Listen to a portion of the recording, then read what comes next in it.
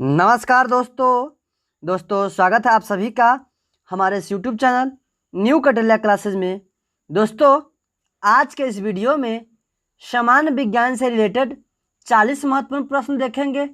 दोस्तों यह काफ़ी महत्वपूर्ण प्रश्न है, तो वीडियो बहुत ध्यान से लास्ट तक देखें एवं चैनल पर नए हो तो चैनल को सब्सक्राइब कर पास वाले घंटी को भी ऑन कर दे। तो चलिए वीडियो स्टार्ट करते हैं, जिसमें आपका पहला प्रश्न है, हाइड्रोजन बम किस सिद्धांत पर आधारित है? तो हाइड्रोजन बम नाभिकीय संलयन सिद्धांत पर आधारित है। अगला प्रश्न, बॉक्साइट किसका अयस्क है? तो बॉक्साइट एल्युमिनियम का अयस्क है। अगला प्रश्न, ताप को मापने वाले उपकरण को कहते हैं? तो ताप को मापने वाले उपकरण को थर्मामीटर कहते हैं। अगला प्रश्न, एक्रिनल किसका उदाहरण है? तो एक्रिनल रेशा का उदाहरण है। अगला प्रश्न, श्वसन के लिए ऑक्सीजन गैस का उपयोग एवं उसकी उपस्थिति के संदर्भ में होता है? तो श्वसन के लिए ऑक्सीजन गैस का उपयोग एवं किसकी उपस्थिति के संदर्भ में होता है? तो आंसर होगा वायवीय। अगला प्रश्न, प्रश्न संख्या 6 है, सामान्यतः प्रयुक्त सुरक्षा फ्यूज तार किस मिश्रण से बना होता है? तो सामान्यतः प्रयुक्त सुरक्षा फ्यूज टीन प्लस शीशा का बना होता है। अगला प्रश्न, डीएनए की द्विसूत्री संरचना का पता किसने लगाया था? तो डीएनए की द्विसूत्री संरचना का पता वाटसन एवं क्रिक ने लगाया था। अगला प्रश्न, प्रश्न संख्या 8 है, गोबर गैस में मुख्यतः होती है?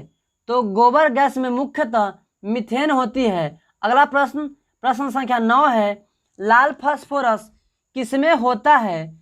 तो लाल फास्फोरस माचिस में होता है। अगला प्रश्न, प्रश्न संख्या 10 है, नवीन आवास में जीव का समायोजन या अभ्यस्त होना क्या कहलाता है? तो नवीन आवास में जीव का समायोजन या व्यवस्थ होना दशानुकूलन कहलाता है। अगला प्रश्न, प्रश्न संख्या 11 है, जल का घनत्व अधिकतम किस ताप पर होता है? तो जल का घनत्व अधिकतम 4 डिग्री सेल्सियस पर होता है।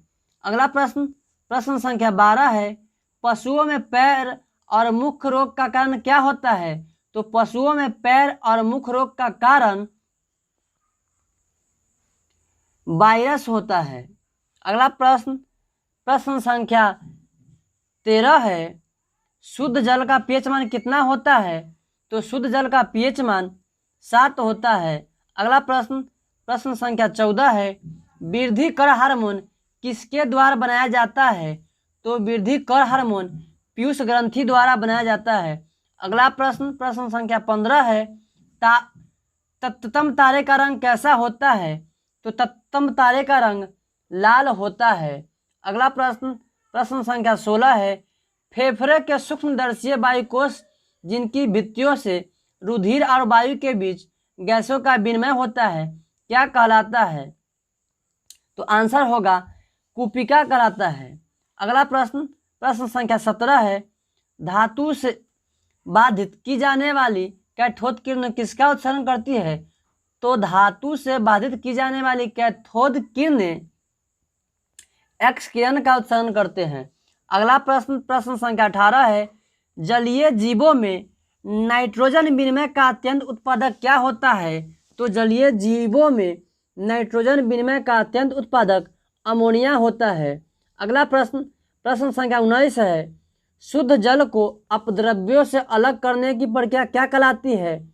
तो शुद्ध जल को अपद्रव्यों से अलग करने की प्रक्रिया आसवन कहलाती है।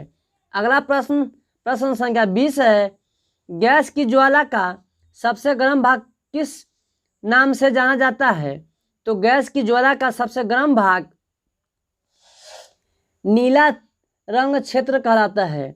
अगला प्रश्न, प्रश्न संख्या 21 है, जैविकी का जनक किसे कहा जाता है? तो जैविकी का जनक अरस्तु को कहा जाता है। अगला प्रश्न, प्रश्न संख्या 22 है, पौधों में जल और पुष्पों के संचालन के लिए उपयुक्त उत्तक क्या कहलाता है?